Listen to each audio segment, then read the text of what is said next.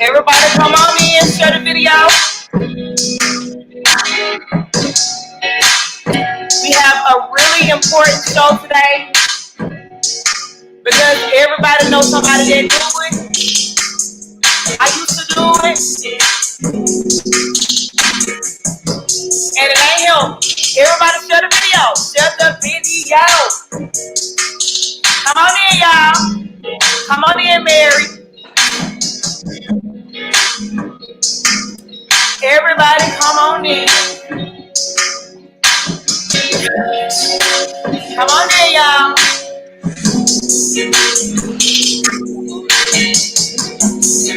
Oh, come on in. Come on in. Come on in. Yeah, yeah. Natasha, Tiffany, come on in. Come on in. Share the video.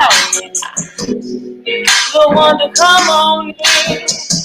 Say white, come on in. I had a beautiful chat with you yesterday. Oh, Tiffany, come on in. Frankie, Sally, come on in. Sunday, come on in. Oh, Sunday, come to Cynthia, Cynthia, Mary. Come on in, Sarah, come on in. Jesse, come on in. Michelle, come on in. Lisa, Wanda, come on in. Oh, come on in. Monica, come on in. Betty, come on in. Tiffany, come on in. Michelle, come on. Come on. Tanya, come on in. The angel wants you, come on in. Mary, come on in. I think I'm gonna say this shit again. Betty, Lola, I like your name. Lola, it makes me wanna do my thing. Oh, Lola, come on in. The preacher wants you, come on in, Latasha. Come on in. With all the way Courtney Harris today, listening to what he gotta say. It's important. Come on in, it's important. We need to be all listening to what it's saying. It's important. Come on in, y'all. Come on in, everybody. Everybody, come on in. Everybody, come on in. So today we have a really important interview. I have been like basically following this guy and like kind of stalking his journey from when he first went into the hospital and when he first got sick. His well, you can introduce everybody to you. Tell them who you are, Courtney, and about why you're here. So what? Please say it one more time. So tell everybody what's your name, where you from. Oh, my name is Courtney Harris. I'm from Lower Peachtree, Alabama.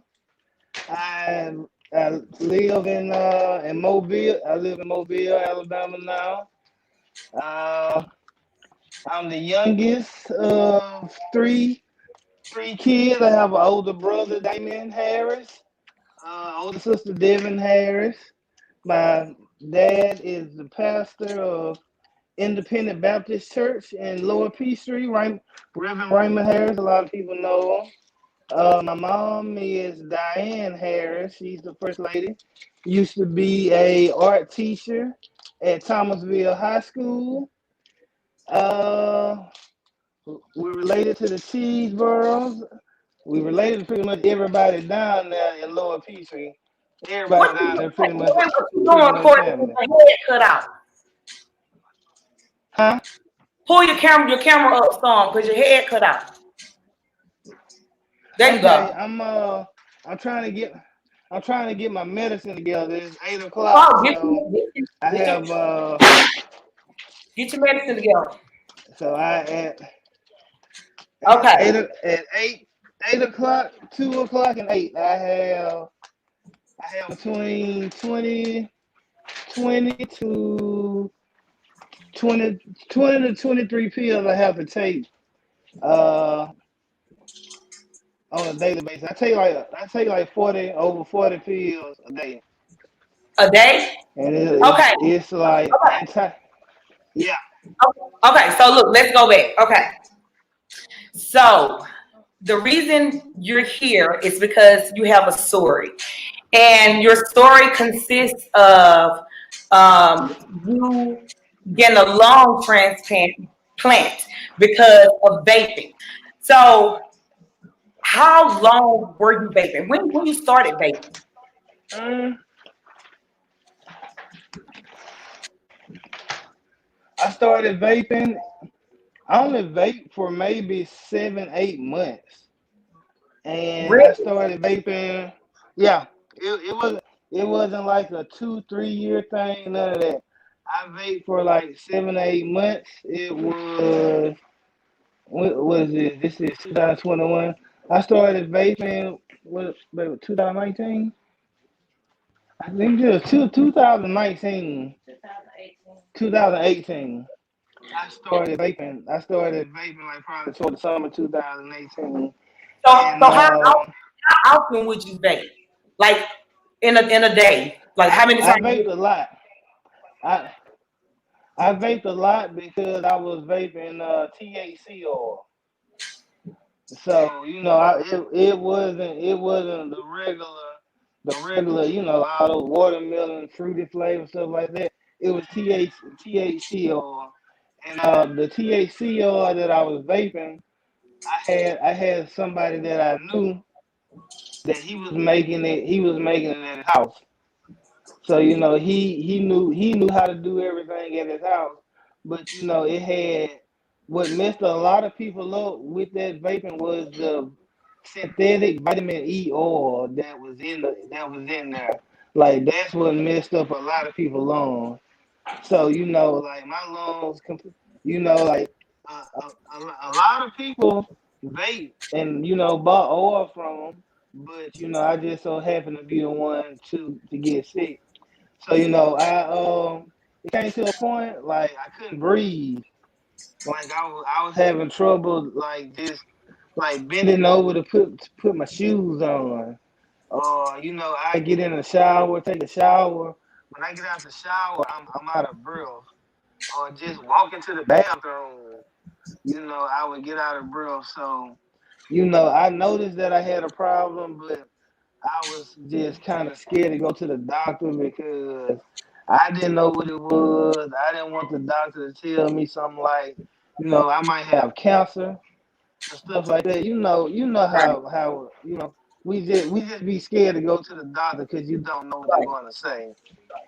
So that bothered me, and that kept me from going.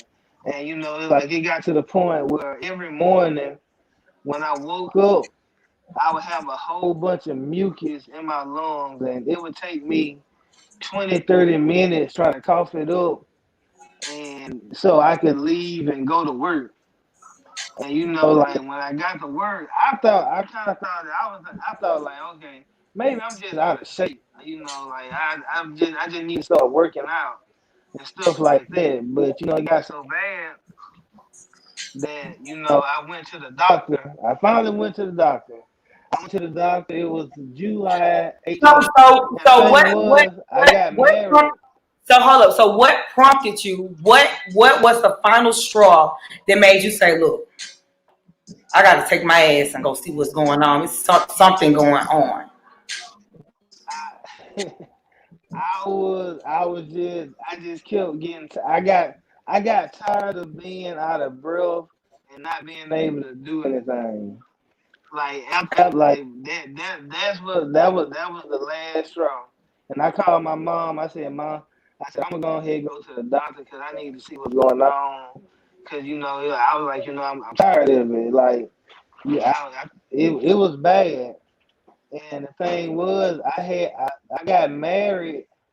I got married June 2nd, and June 2nd or 3rd.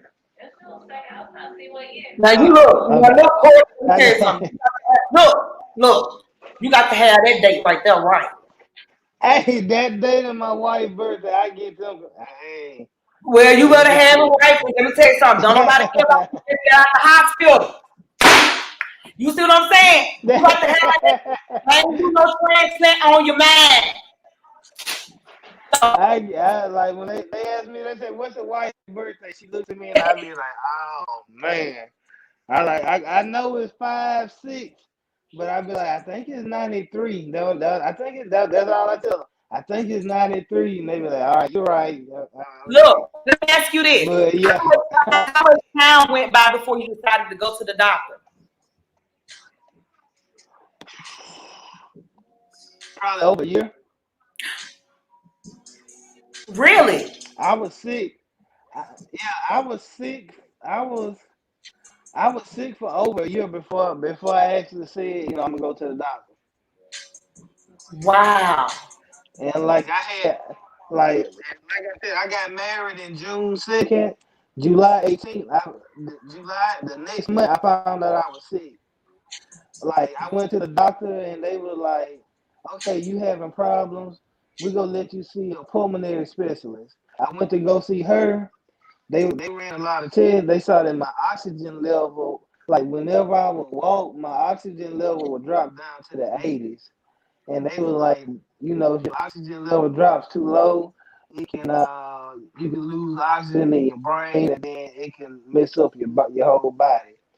So, like, they did a bronchoscopy, like they looked at my lungs to see what was going on, and it came back. It said I had foreign material in my lungs, and they didn't know what foreign material was. So they were like, "You the first person that we've ever had that we don't know what is actually wrong with you." So my doctor, she said, "Can I send your case to some other doctors around in the other hospitals so we can kind of see, so I can get some input from them and see what's going on?" I was like, "Yeah." She was like, "Because you're the first person that we've had this problem with." So she sent that. She sent my case to everybody. Nobody knew what it was. So she finally said, "We're going to send you to the transplant center in New Orleans, and they could better assist you with what's going on." So I ended up going to New Orleans, meeting with them. They ran a lot of tests, and they found out that they said that I had severe sarcoidosis in my lungs, and what that was is that my lung they said my lungs was already messed up because I used to work construction and I worked at a car dealership where I used to spray acid on cars, but I never wore a mask, so that acid was going down to my lungs, and it was messing my lungs up. But she said once I started vaping, it triggered something in my lungs. And The when my underlying, lungs did, underlying, they start, yeah, whatever yeah. When underlying. my lungs start fighting itself, yeah, I had a big circle in my lungs, and that's when my lungs build up a defense system against itself because my lungs are fighting itself because it didn't recognize it. Right. And that's what made everything so bad, and I had all the mucus and stuff. So after running all the tests and stuff, they finally told me that I was gonna have to have a transplant. They were like, there's no way around it. There's nothing else we can do. We have to give you this transplant. So So look, so let me I ask you something. How long were you? How long were you? So when you went to the doctor and you found out that you needed to get a uh-huh. transplant, how long from the time you found out that you was gonna need a transplant until you actually got it? How much time did it take? Mm,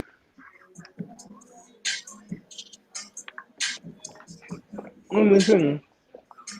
It was maybe a little bit over a year. It wasn't that long at all. That was short Because for a I transplant. went it yeah, it for because I went last January. Last January, that's when they ran all the tests on me to make sure that I would be able to find somebody to give me a transplant. That was last January. So yeah, it was So, like November. who did you end November. up getting who did you end up getting the transplant from? I don't know. You don't know? Okay. They told me that they're like, yeah, they said when it comes to transplants, you want to wait before you try to talk to your donor because yeah, I got a new set of lungs. I'm doing good. I'm fine, but the donor, they lost somebody. Right. So they were like they may not be ready to talk and stuff like that. So they were like, I could send them a card, and it's up to them if they want to talk to me or not and exchange information and stuff like that. So like, I go back to New Orleans Monday, and I'm gonna talk to them and see about sending them a card because I ain't want to send them nothing around Christmas time because Right. that was too soon and stuff like that. So I see I'll wait a little while. Okay. So So yeah, look, I'm gonna try to send some. let me back up. Okay. So what? How long were you in the hospital? Like from the time you had to get the transplant until the time you got out. I went. They called me October the 15th. They called me and crazy thing. The crazy thing about it, like when they call you, they like you can either say yes or you can say no. So me being the person I was home. I was drinking Patron Wait. at You that 12 ain't my o'clock in the question. afternoon. You going on? That ain't my question. I asked. I said, how long were you in the Yeah. hospital from the time you got the transplant until you went home? How long were you in the hospital? Oh, that was 3. I was in the hospital for 3 weeks. That's it. Like, yeah, yeah. I was in the hospital for 3 weeks. Like they give you enough time to you got to learn how to walk. They got to make sure that everything is regulated. Like you're stable enough to get out of there. Some people get out in 3 weeks. Some people it takes them maybe a month, a little bit over a month, because you can have all different type of complications where you have to stay in there. But Okay, look. Let me ask you this. Okay, so take me back to the moment when you first woke up, like, and you had your new set of lungs. So what was that moment like when you woke up and like could you breathe? uh, no, the first moment I was out of it. Like I could breathe, but and they asked me like, can you breathe? And I was like, yeah, but my mind wasn't really on it. So Right. like when I first woke up, I asked them for the remote control so I could watch the Auburn football game. Like that was the first thing I did when I woke up. Now I didn't pay attention to everything's done and I could breathe now. And like I was still using my oxygen, and they were asking me, they were like, "Why are you using your oxygen?" And I was like, well, I've been using my oxygen for a year now, so I kind of got used to it. They were Right. like, well, you don't need it, but you don't need it. So like one day, it was on a Sunday. I took it out and I never put it back in. Never put it back in again. And then that's when I was like, oh man, like I can actually breathe now. Like I could walk to the bathroom and I didn't get out of breath. I had chest tubes in my stomach, so like they bothered me, and I had to carry them around wherever I went. But like I used to always tell the doctor, I was like, when y'all get these chest tubes out my body, like I'm gonna be so much better. Like Look, that's what I thought. let me ask you a personal question. And you can answer it. You ain't got to answer, but I'm asking in ways because I ask questions that people want to know. So when you first could, and I know they're gonna be saying, "Here you go, Keon." Yeah, here I motherfucking go. So when you first could, lay down and have relations with your wife. Because let me tell you, I was talking to a friend the other day, right? And she told me because Uh-huh. she had to get oxygen and stuff, right? Because she couldn't breathe. And she been like that for a minute. And she was like, once she finally was able to go and get on the BiPAP machine and the CPAP machine, somebody push the oxygen down in you or something. But she was able to breathe. And one of her problems with not being able to breathe was she couldn't really have sex like that because she would just be winded. So your first time, and you can be you ain't got to just let it all out, but I want to know in case I ever lose my breath. So your first Oh, I time, was. Oh, my first. I went ham.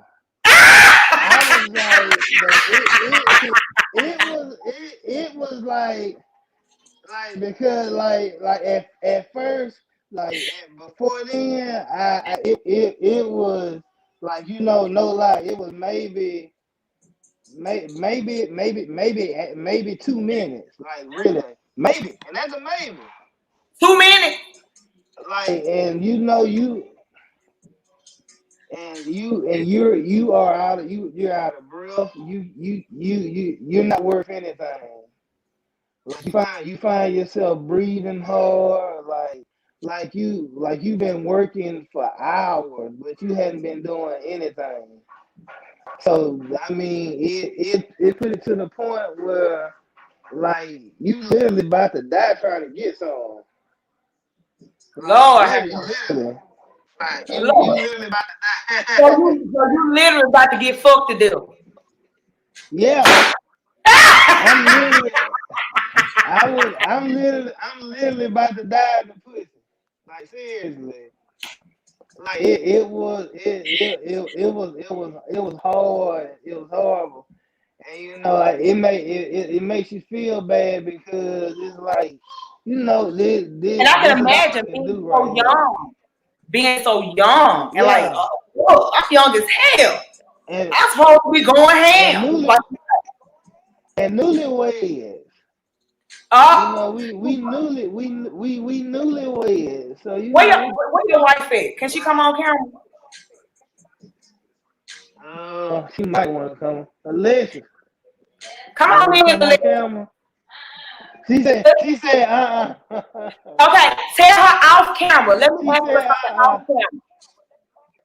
Can I ask her something Okay, off camera? you about to get. Can you get asked the question off camera?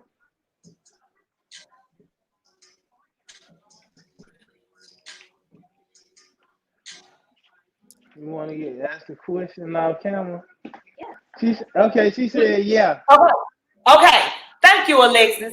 So we're talking about. I asked him a question because it's a real question, and people deal with what he has dealt with. So I asked him how was his sex life before me after he had the transplant, because I was talking to a friend of mine and she was letting me know that she deal with having to take oxygen, and she couldn't breathe, and one of the side effects to her not being able to breathe was she couldn't perform sexually.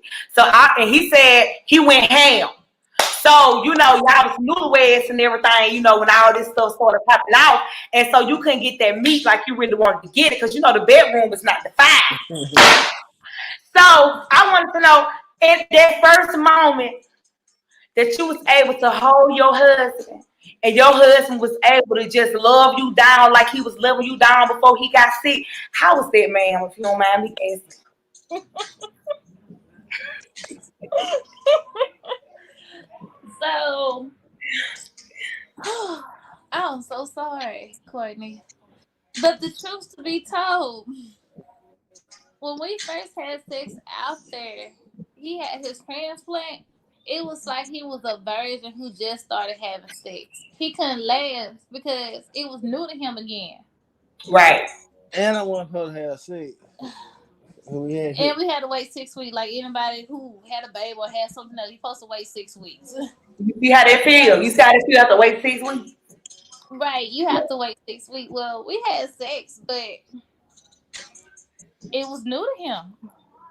It was like it was his first time having sex again. So it wasn't what it was before he had surgery. It definitely improved now, but it wasn't what it was. The first time was not. It was more of a compassionate love connection to me. Right. Other than a bedroom, boom, banging walls stuff, it was more passionate, a love connection for me. Yeah. But when I came home, it was different. Okay, look. So when he, cause see, Courtney say, look, home chick, you ain't finna get on here and act like the dick just one word like I was down. So look, so look, when he came home, Alexis now, and he said he went ham because he had to got his strength back, in his muscle and in his muscle. You see what I'm saying? So how is it? I can't really tell you because when he came home, he put our 1-year-old daughter, our soon to be 1-year-old daughter, in the bed with us. Courtney, how you going all these months? All these hold up right quick, Alexis. Hold up right quick. Girl, you are gorgeous. He put the cause I needed y'all to feel my pain. Come on, in her own bed by herself. He comes home. He put the kids in the bed with us. But the bed, it's my turn. The baby's still in the bed with us. We got a king size bed. I'm on my edge where my arm hanging off the bed, everything hanging off the bed on my side. He over there on his side, the baby in the middle. So I can't tell you how it's going right now. Oh, I mean, it ain't going nowhere right now. Well, you know what? Let me say, I appreciate your honesty. Because this boom booming and bang banging he talking about, I don't know. The boom boom. So Courtney, you boom booming and bang banging in your mind. No, it was 2 weeks. It was 2 weeks ago. It was 2 weeks ago. The boom boom bang bang. I like her saying. Because we had the baby. The baby been in the bed about 2 weeks. But 2 weeks ago, I told that ass up, and she knows that. But the baby been here. The baby been in the bed like 2 weeks. Excuse me. Do you remember what you did 2 weeks ago? I know. Do you remember everything you did 2 weeks ago? No. Because I can't recall what I did yesterday. I can recall. But the sex was amazing. I remember the sex was amazing. And he's a good performer. Don't get me wrong. He's a good performer when we do it, but he put the baby in the bed. So the sex life could have been amazing. But the sex life is like, where is it? I'm looking for it. I don't put Courtney in that camera because he put Courtney in that camera because he trying. Let me tell you something from a woman that's been married for 17 years that's still having amazing sex. Right? So you can't put them look, first of all, let me tell you from a woman's standpoint, because just listen. First of all, when you were sick, and she couldn't get no dick. Now I ain't gonna get this video monetized because here I go. But now when she was sick, when you was sick and she couldn't get no dick, there was a sacrifice for her to keep herself to herself. There was a sacrifice for her to stay loyal and faithful to you when she has a young, hot, pussy, juicy, you know what I'm saying, woman. I know you were going out the camera. Come back on in. Hold on, I don't know how that happened. I don't know how it happened either, but come on back up. You got to turn your camera on. So her as a hot, her pussy still juicy and hot. You can't be going off of there and not letting her get no dick when the time comes because she done withheld herself all these times. Courtney, I'm trying to get. Look, go out, and come. I'm gonna kick you out, and then you just come back in the same way you came back in the first time. Okay. All right. So look, like I was saying, when as she is, look, I just gotta tell the truth. This is the truth. You know, as a woman and as a young woman and as a newlywed, and as you know, because you know she had her good juicy pussy years. She has had to sacrifice for her husband. She has had to literally turn the other cheek. You know, when it came to certain things, and so I feel like, you know, Courtney, you can't be putting the motherfucking baby in the bed. Now you say the baby is out the bed, and it's probably been and then you got the baby out the bed 2 weeks later. But no, sis ain't been getting no dick for a year. You see what I'm saying? Sis ain't been getting no good dick for a year. And see, and it ain't your fault that she wasn't getting no good dick. It was the illness. But now that she got that you back strong, because you're strong. You got to it's time to put the dick down. For a whole year, all that been built up in her for a whole year. All that love and them orgasms that she had to give herself, because you can give yourself an orgasm, but it ain't the same when you can have an orgasm with the man that you love. So after all of that she done sacrificed for him, you need to get your ass another night, Courtney. Now the Lord's strong. Get another night. And you need to bust her down. You see what I'm saying? She needs to be bust down. You know, y'all done did all the slow talk and loving and suck on my tongue and all that shit, and I'm kissing y'all. She needs for you to lift her over, and she thick. So I already know that shit moving. Every time you see what I'm saying? That shit moving. You see what I'm saying? So it's time for you to do what, you know, a 33-year-old man do. You know? So, you know, get in there tonight. Chantel said you need to get in there and get that ass to clap. See, look, that would be messing everything up right now. But look, that's all right. That's all right. Put her in there in the room. Make sure everything is in the plug. Well, you know she can't fuck with nothing, stick nothing in them damn plugs. Get out the muscle. Get ass a tablet or put on the cartoons or whatever you got to do. She up in there crying, you know, she feed her. So she won't act like she home. Put in there. And go on in there and do what you got to do. And when you go back up there, she'll be a little red in the face, but she's going to be all right. And your wife going to be red in the motherfucking face too, because you're going to be did some shit to make her blush. You see what I'm saying? That's what you got to do. Yeah. Now look, so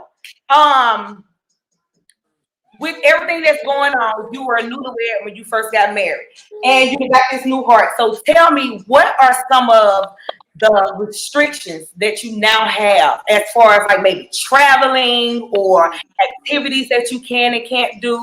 What kind of restrictions do you have on you now that you've gotten your transplant? I'm not supposed to go anywhere except for doctor visits. I can't have anybody around. It has to be my family.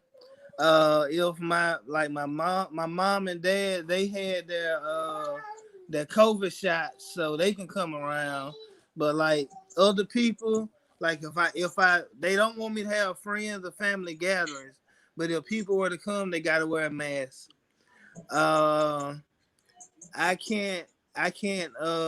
I'll never be able to smoke again because it's a fungus in the weed and it'll get in my lungs, it'll kill me. I can never drink. I can never drink anymore. Drinking is out the question. I can't, man. I can't be around people.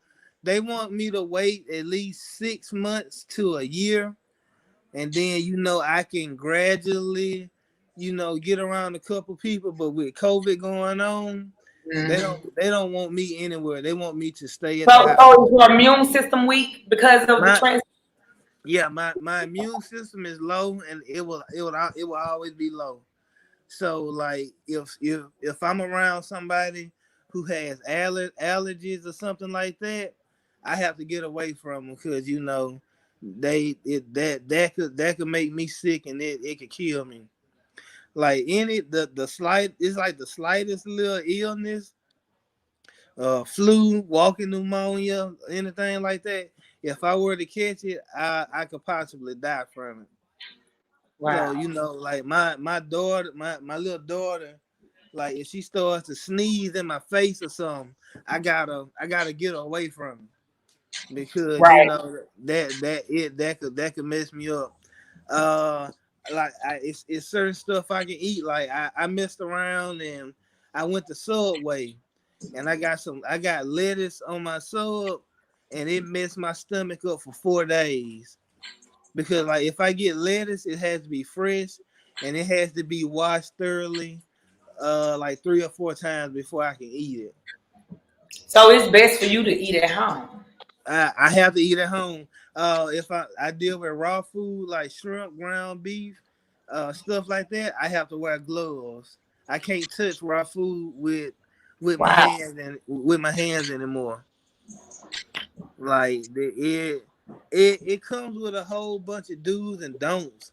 I'm on prednisone, so the prednisone gave me it gave me I got blood sugar now. So now my blood sugar, it can go anywhere from 61 to 350. Wow. I have to give myself insulin shots, for that. I got high blood pressure now. Uh my my sugar messes with my eyes. I got medicine that I take that it makes me hallucinate. I hallucinate and I have nightmares at night. So Uh, look, let me ask you. So when you hallucinate, what kind of hallucinations have you experienced? I see stuff. Like I see a little boy in the corner with a hat on.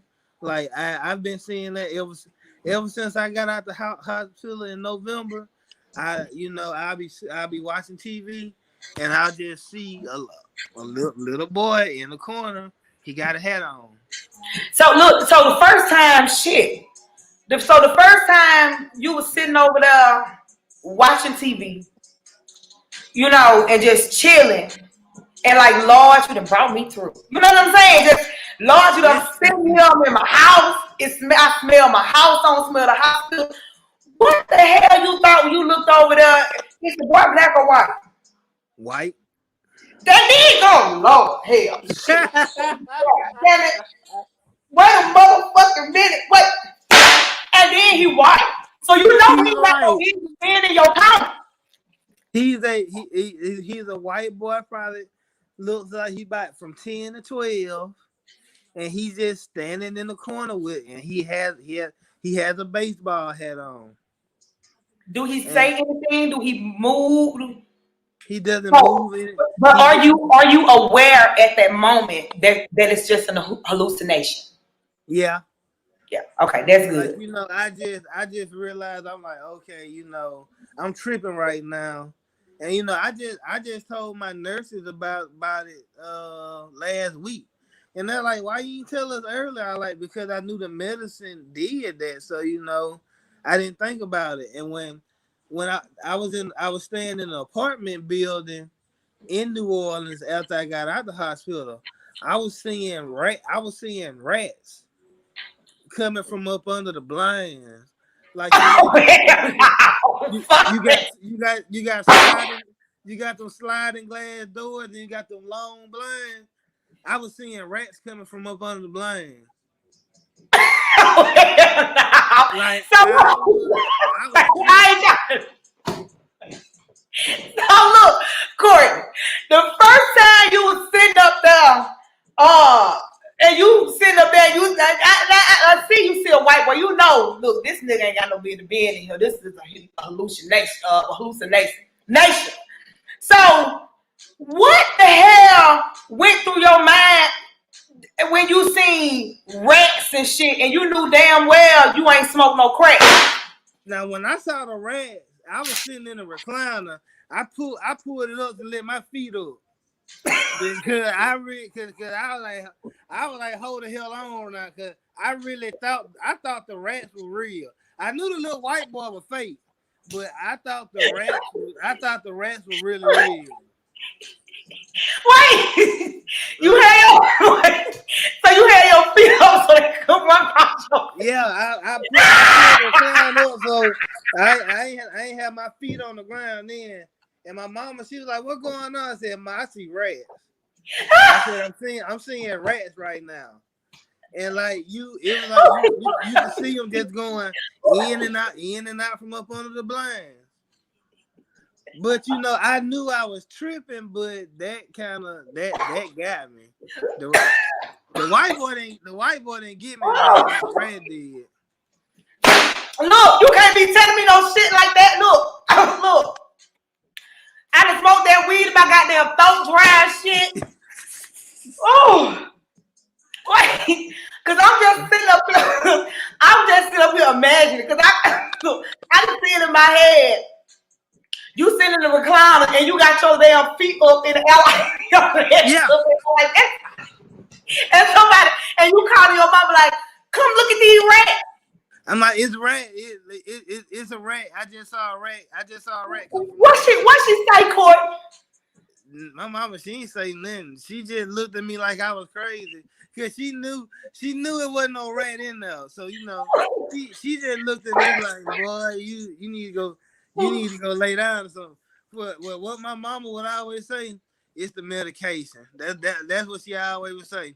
Because Mm-hmm.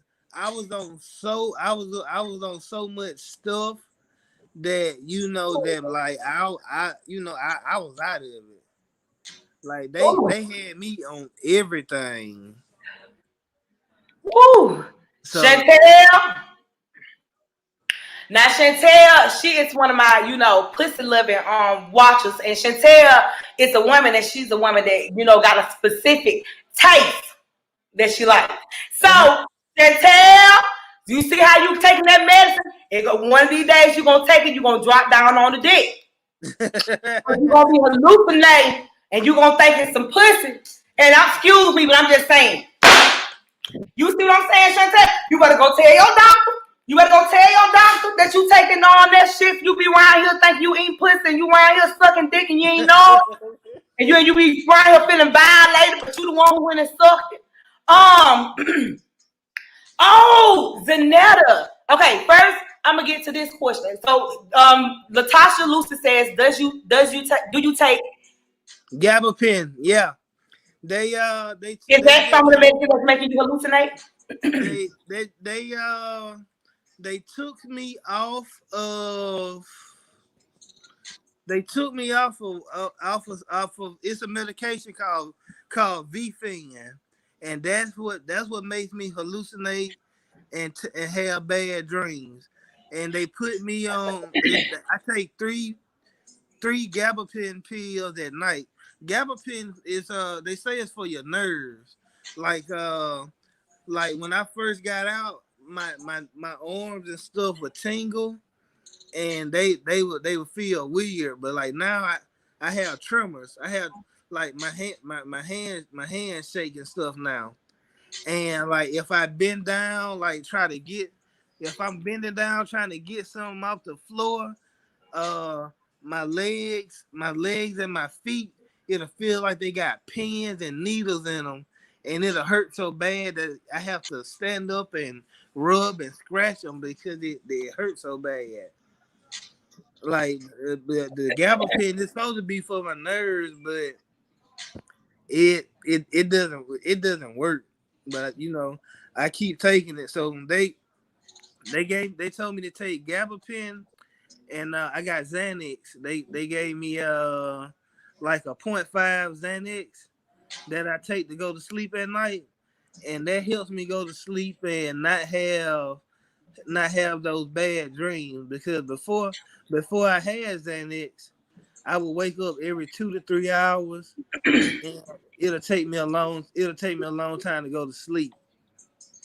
Like I would be up, I would just be up laying in the bed, just thinking about everything, because it's actually it's a lot that you think about, like after the transplant. Yeah, I'm doing fine, I'm doing good, stuff like that, but it's still other stuff that's going through my mind, like they give you three to 5 years of life expectancy, after transplants. Even though Really? people, yeah, even though people make it longer than that, that's your life expectancy.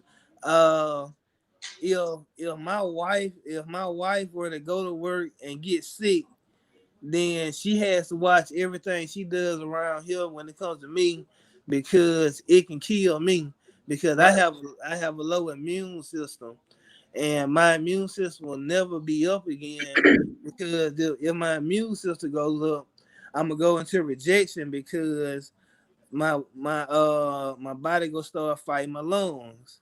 Hmm. So, and then I got the prednisones. The prednisones there, they blowing my face up. Those are They the steroids. Yeah, those steroids, they blowing my face up. You move swings. You don't sleep. Like you having to deal with all that type stuff. So it's like everything you take, it does something to you.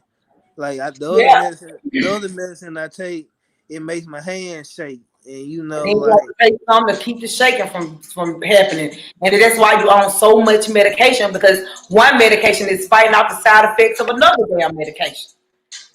yeah, that's pretty much what it is. Like Yeah. this, that Wow. Wow. Wow. and I got more in the back.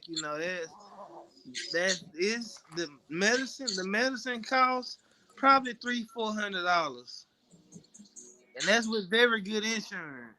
And Like is that that's a month? I'm in a transplant group, and some of the medicine that I pay maybe $50 for. They have to pay $1,000 for it. Mm, mm. Like they have trouble just getting their medicine, and I have to take it at 8, 2, and 8. I gotta make sure I'm up to take all my medicine. Let me ask you this, Courtney. How how do you see life now that you've been through what you've been through? What do you see different? Everything, like, I take nothing for granted. Like like it was a time I was so sick that I couldn't laugh without coughing. Like I couldn't. I would try not to laugh because I would end up coughing. And now, just simple things like my brother-in-law. He said, "Man, you can laugh now and you don't cough anymore." I said, "I didn't even know you recognized that." But he's like, "Yeah, I recognize that." Like the stuff that we take for granted. I don't take it for granted anymore, because I remember not being able to put my shoes on, and you know, walking walking 10 feet to the bathroom and being out of breath, or not being able to have sex with my wife because I get out of breath in the first 10 seconds. And once I get out of breath, it takes me at least 3 4 minutes to get my breath back, and having that oxygen tube in my nose all day every day, and little kids asking their mom. Let me ask you this. How did you go from having an oxygen from not having an oxygen tank to having one? How did that affect your self esteem, and did you experience depression? It messed me up bad. I stayed in the house. Like, you guys, my wife, I didn't want to go anywhere. Like, it took me a long time to accept it. Like, if I did go somewhere, I wouldn't take it with me, because it just because I used to feel like, man, I'm too young to have this right here. Like people go look at me funny, they go look at me strange, and it took me a while before I actually started dealing with it. I had to talk to my dad, and he helped me out. And once I started going out with it, people asked me questions. They were like, what happened? They're like, you too young to have that. They're like, so what happened? And then I tell them like, I vape, and it messed my lungs up. I had to have a lung transplant. I like so it would start off like that, and then it at the end of the day it would inspire whoever I talked to stop doing what they were doing. And Like that's my next question. By doing this interview, what do you hope a person that is an avid vapor or somebody, because hell, I don't vape no more myself because I got tired of damn near coughing my temper on that. So what do you what would you like somebody that's watching this right now that's an avid vapor or someone that wants to vape or thinking that it's healthier to switch from one method to vaping? What would you want to say to them, and what do you hope to get out of this interview? I mean, what I would say is vaping.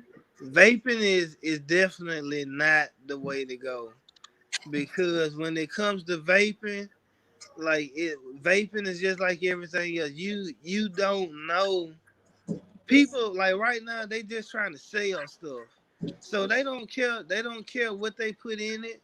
They don't care what they don't care nothing about it. As long as you buy it and And they you make money. and they make money, you smoke it, they don't care anything about it. So I mean, if you if to be honest, if you're gonna do anything, I would rather you smoke than to actually vape. Like I tell everybody, when I was smoking weed, I was perfect. But when I started vaping the weed, everything went downhill from there. Just off the vaping for me. So that I was like, so vaping is not the way to go. Like when you vape, you can smoke wherever you want, whenever you want, but you don't know the effects that it's going to have on your body at the end of the day. And I was the person that I didn't think that'll happen to me, but it did. And I'm reminded of it every day when I take my shirt off and I see this big scar that I have on my chest, and these four spots that I have where I have chest tubes. Like, I'm reminded of the decision I made to vape every day. And I try to tell anybody and everybody who will listen that vaping is really not the way to go. Like, I mean, yeah, smoking is bad too. Both, but all that is bad. But if you're gonna do something, I would rather you smoke, cause the vape part, you don't know what you're getting. You don't know what you're putting inside your body, and you don't know how it's going. Everybody body reacts differently to everything. So I mean, you don't know what you're going to get out of it. So like that I say, leave it alone. Like, it I was the type person that said I ain't gonna never stop smoking. It gonna take a lot for me to stop smoking. I'm a smoker What till what question? What questions, Zanetta? So let me. So we was talking about you going. You was talking about becoming kind of like an awareness speaker for vaping and going around and kind of being a motivational speaker because you made it through. So what? Look, if anybody that's out there that is interested in having Courtney come and speak, especially to young people, because if you can go ahead and get them while they're young, you see what I'm saying? You can go ahead and get them while yeah. they're young. You can prevent some things. So if there's anybody out there, because he's in Alabama, but if there's anybody out there that is in a position or maybe want to interview him or have him on their platform to speak about vape awareness, reach out, because people, vaping has become what's cool. Yeah. Right? It's And become what's cool. It's become what's cute. They have okay, Zanetta. They have like the different colors, the different flavors, different yep. everything light up. They do all kind of shit. So they've made it cool and they've glamorized it. So, and I'm really glad that you came on here to talk about it and talk about the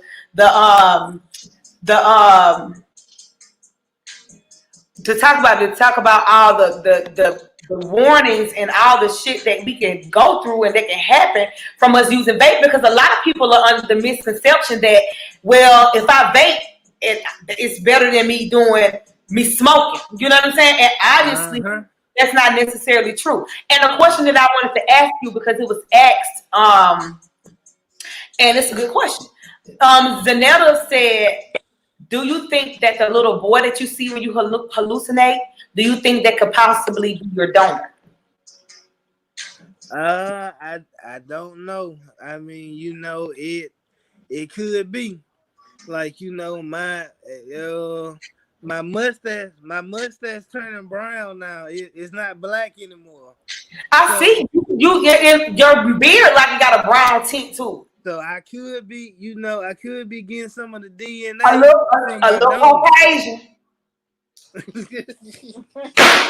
I need to go check my credit score, see what's going on. Okay. See That go if tell the story. it But done went up some. but So look, yeah, I mean it could be. it Like, could be, but you know what? You probably just need to tell them thank you when you see them. Probably be, bro. When you see them next time, like, bro, I know, you know what I'm saying. I'm on something. You on something right now. You on yeah, something. I'm on something. But if this you, thank you, yeah. thank Cause I you. mean, cause I mean, I believe like, in the spirit world. and see, I never thank God as much as I did after I had my surgery. Cause I was in a transplant on the transplant floor, and there was a guy next door to me. He died. Like like I was While getting a like transplant. yeah, he had a transplant, and his wife was in the room. She talked to him, and he just died while they were talking. And like she ran down there, and she was crying, and she was telling the folks he was just talking to me, and he just died. And like I saw 7 nurses and like 5 doctors go in there, and just witnessing somebody not making it, and I come through, and I make it with no problems. Like, I was supposed to stay in New Orleans to February, but they let me out in December because they said I was doing so good. December 20, what? December 23rd when. 23rd, yep. I'm a whole stop out here. Yep, the 23rd. Look, so, Zanetta said, can she connect? Ask him, can we connect? She want to connect with you to talk about your meds, because she takes some of the same meds I think that you take. Yeah. Okay. Yeah, we can connect, and I could tell about everything I take, which it's a lot of stuff, but as the months go by, they go take me off. They go take me off of stuff, like take me off of certain stuff. So But let me ask you something. Like, as far as like being on like the diabetic medication and being on like the high blood pressure medication and all of that kind of stuff, could you potentially reverse those things with like a healthy diet and exercise? All yeah, right. Sex, like Courtney. Sex, like the like the sex, Courtney.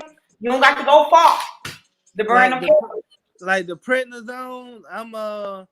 I'm on 15 milligrams. Once I go to 5 milligrams, then my blood sugar is going to go back to normal. Okay. So I'll be on 5 milligrams maybe in April. So you know, yeah, I'm supposed to. They want me to eat right and stuff like that, but you know, I You don't got do the to. right thing. You got to do right. I'm supposed to, but now I have been. I drink a lot of water, and I used to drink a lot of diet green tea, but I say like for the past 2 weeks, 3 weeks, I like while I've been home, you know, I drink like some cranberry juice or something like that. Something I'm not supposed to have. Right. Like, you know, I will drink something like that, but you know, I try to keep my diet with a lot of, they don't want me to have a lot of sugar or a lot of carbohydrates. Mm-hmm. So, you know, when I first got home, I was eating a lot of meat, and, you know, I was just doing meat and salad. But, Mm-hmm. you know, like I Meat kind of, your sugar through the roof. yeah, so yeah, you know, I kind of got back to my old habits. And, you know, like, you know, they tell me that I need to at least exercise like 30 minutes a day.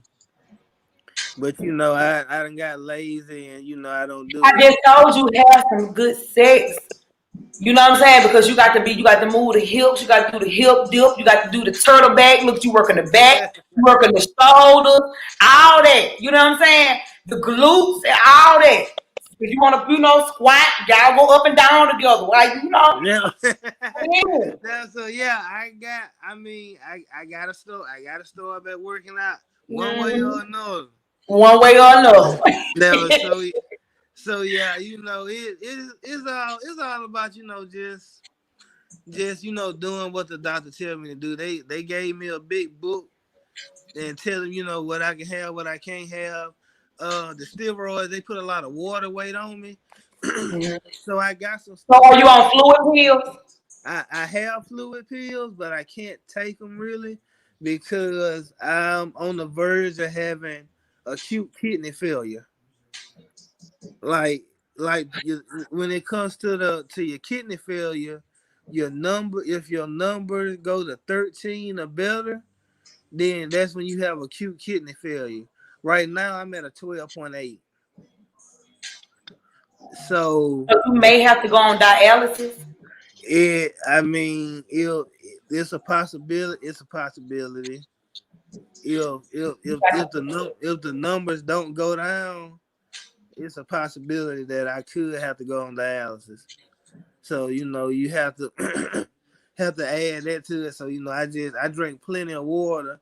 Like my wedding ring, about 2 weeks ago, my wedding ring it wouldn't fit on my finger because it was swollen. So you know, I did take a pill that day, and the next morning I was able to put my ring on my finger because right, you know I have a lot of the stuff they say is water weight, but they don't want me to take the pill because it's gonna mess with my kidneys, and that's what they watching. They was like my kidney probably like the way they are because I'm young and my body producing a lot of creatine. So they were like, that's probably why my numbers are so high. So that's what they watch the most is my kidneys. Cause they don't know, you know, what's gonna happen with that. And I got a little patchy part in my lung, in my left lung is real cloudy, and they don't know what that is, but it's clearing up a little bit. But you know, I don't have full function of two lungs. It's like I got function of 1.5 lungs right now. But but I'm doing very good just to have 1.5 lungs, and whatever the little spot is, it's starting to clear up. So you know they was like, since it's clearing up, we just gonna leave it alone and right, what happened. There's no need to mess with it. right. So So, yeah, so Courtney, what else you got to say? Cause we can sit up here and talk. Cause look, I got look. Everybody they still asking questions. Did they put you on any arthritis medication? nah, Okay. no arthritis medication. When I came out, I was when I okay, like when they did my surgery, they cut me open and they broke my rib cage. So they had to break it open and they had to put something in there to keep it open. And I was on my back. I was on my back for so long on the table that it gave me back muscle spasms and back problems. So I was on muscle relaxers like the whole time I was down there. Like I used to have I wore from November the 3rd to December 22nd. I had to wear a heating pad on my back every day. Wow. Like I had to have a heating pad all day. And like right now, it's getting to the point where a certain part of my back, like in my shoulder blade, it's starting to hurt a little bit. So I'm trying to. I told my doctor, I want to catch it before it gets bad, but they told me they can't. They only working with my lungs, so I gotta see my Go to primary another doctor. doctor. Yeah, Right. for that. So they want me to go. They want me to go to pain management, and they want me to see a psychiatrist as well. And they're like seeing a psychiatrist don't mean you crazy, but No, you went through a psychiatrists lot of can. mental trauma, seeing what your body, experiencing what your body went through. Yeah, and they were like, they can prescribe you medicine that that you can't get from the hospital. But when I was in New Orleans, I went and I saw a psychotherapist, and you need somebody to talk to because Hmm.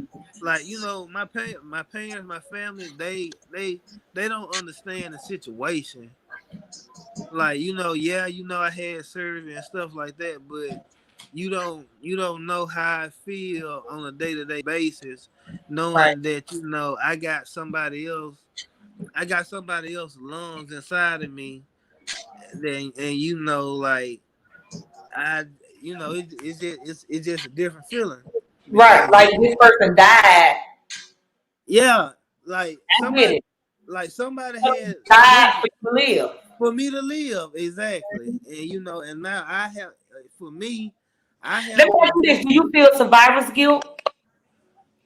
a little bit because it's like The only way it, you could possibly have a second chance at life, somebody had to die. it's for somebody had to die, and I think about the person like how was it was he nice, like what kind of person was he, like I would like to know everything about him because I'm carrying I'm he's the reason I'm still here today. Yeah. Like I mean his the first when we first got to New Orleans, they didn't do the surgery that day that they were supposed to do it because I guess the family wanted him there a little bit longer. Right. So they ended up doing the surgery like the next day.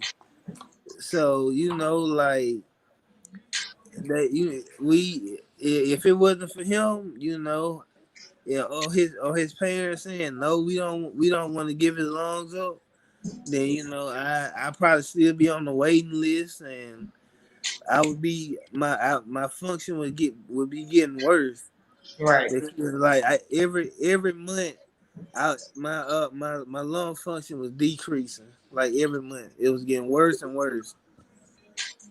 So I mean it probably would have been to the point now where I wouldn't have been able to breathe at all. Like they probably would have been doing some type of emergency transplant, put me on the list or something like that. So I thank the Lord for like every morning. I wake up, I open my eyes, I say thank you, Lord, because I got a second chance.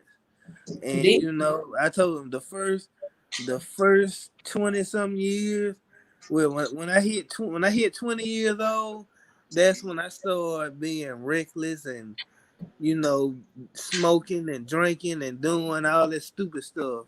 So from 20 to from 20 to 32, those 12 years, I messed those up. I like, but now God is giving me another chance to do things the right way. And what he did, I said, God got a real good sense of humor. I said, because he took everything I loved and he took it from me. I love to smoke, I love to drink, and I love to be around folks. I can't do it no more. Can't do I none of like, it. I like so now I can't do nothing.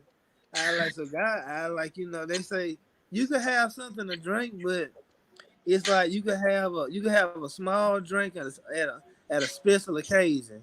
Right, but And I want to get what you drinking for if you ain't drinking to get, what's the point? The taste, I so want yeah, to taste. it it It's like it sticking it, your tongue in the cup.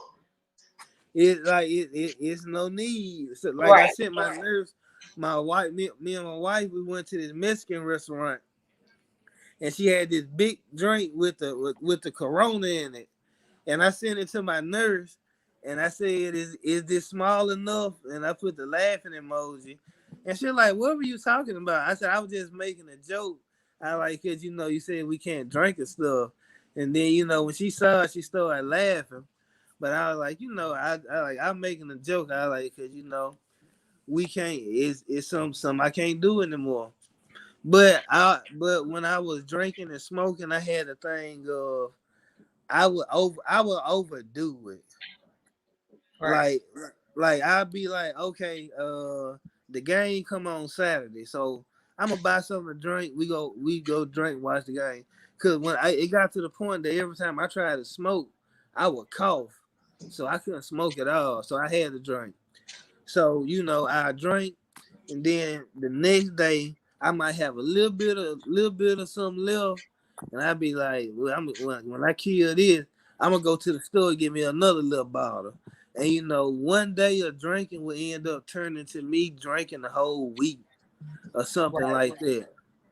And then once I get drunk, I get to the point where I start acting crazy and verbally abusing my wife, stuff like that, because I'm under the influence. And that wasn't good. So And you know what? And she probably was praying for you to change and praying for you to stop doing some of the stuff that you was doing.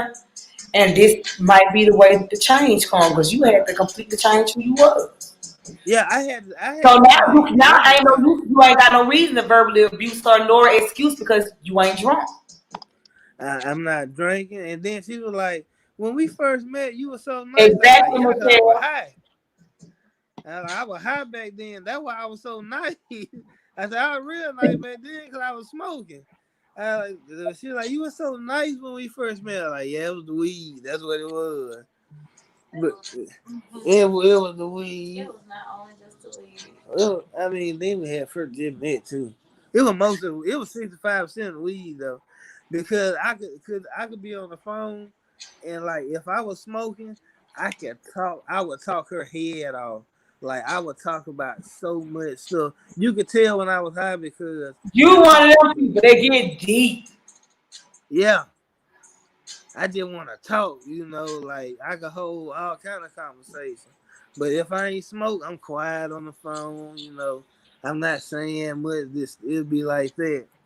And that'll be the days when I tell her, I'm trying to stop smoking. And then I probably ease out, hit the weed, and then I just be talking like I don't know what. But now, it's just sober. And I was a type, I never be sober. I always smoke a drink, do this and the other. And you know, I realize now that being sober really is not that bad. It's not. Like, I used to think that was the worst thing ever. Like, man, I like, Yes, man, it's not. I'm gonna try it one day because the only time I'm sober is when I'm asleep. I I'm gonna look. You didn't have inspired me to try. like Like, it's not bad. And I used to be to the point where I thought that I had to smoke to watch TV. play the video game, eat, any little thing that went on, I feel like, man, I gotta smoke. Like if I find out like mom cooking chicken and dumplings and cornbread and stuff like that, like she about to I cook got some to go smoke because I'm finna go I over there and gotta go grow. smoke. Yeah, mom, I gotta go smoke. Mom got candy yams. Oh yeah, I gotta go smoke. I'll be back in a minute. You know, I would find reasons, To go smoke. just to smoke. But like now, I gotta get up and get ready for church. Let me go ahead on and get high before I get to the most high. yeah, shit, nah, that was the only thing I wouldn't do. I had to wait till I got out. I was high going in and high coming out because I went and got high when the preacher got up to preach because I didn't want to hear nothing he had to say. But look, Courtney, we finna get out of here. We are an hour and 15 minutes in. I have thoroughly enjoyed this conversation. You have inspired me to try at least to cut. I ain't gonna stop smoking. I think I'll be one of them people. If the Lord give me one of them holes in my neck, I put the blunt in the hole and be trying to smoke that motherfucker. But I'm gonna try to cut back, like real shit. I'm gonna try to cut back, but I don't vape anymore, period. But thank you so much for coming on my little show and No problem. for coming on here and telling your story and being completely honest and you and your wife for being transparent about the reality and the dangers of actually vaping. So thank you guys so much for coming on here. Y'all know I love y'all. Y'all know I love everybody that love me, and I fuck with everybody that fuck with me. And if you don't, why you got your ass on? I love y'all, and I'm gonna talk to y'all later. All And it's right, on talk to here. you later too. Thank you for Bye. having me on.